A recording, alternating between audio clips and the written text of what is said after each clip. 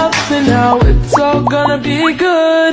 So please, like you know you should. Good morning po, it's me, Princess Rihanna, and flex ko lang po yung sapatos ko.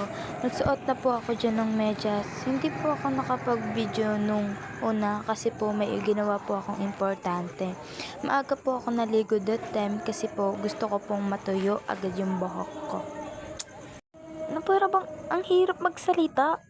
Bulol eh. And flex ko lang po ulit yung sapatos ko. Tignan nyo, sasayaw pa yung taong yan. Medyo OA po ang tao, sorry po. Ganyan lang po talaga ako pagkasama yung kaibigan. Sinasama ko nga po sila sa vlog ko kahit na ayaw po nila.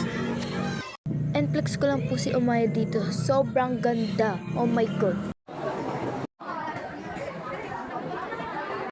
That time po, tumigil na po ako kakadaldal. Gumawa na po ako ng Pilipino po dyan ang aming betawan. Nanahimik na lang po muna ako habang gumagawa. Napakasipag ko talaga. Kahit hindi naman po. Tawa na lang kayo.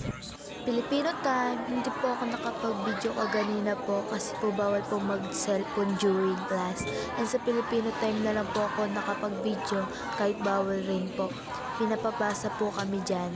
Take notes, last na po namin mag-lecture dyan kasi po anong oras na rin daw po.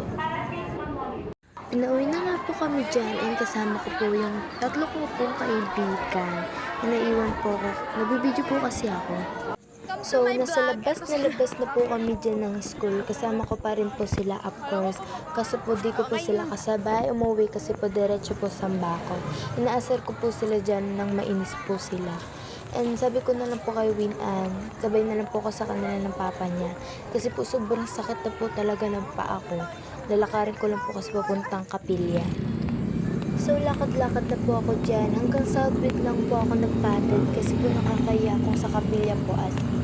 And salamat po, sobrang sakit na po rin kasi ng paa ko as in. Salamat po. For the go lang po ang babae kahit hingal na. Lakad lang ng lakad. Kaya ko po ito. Haha. Baliw na ba ako? Tawa ko ng tawa.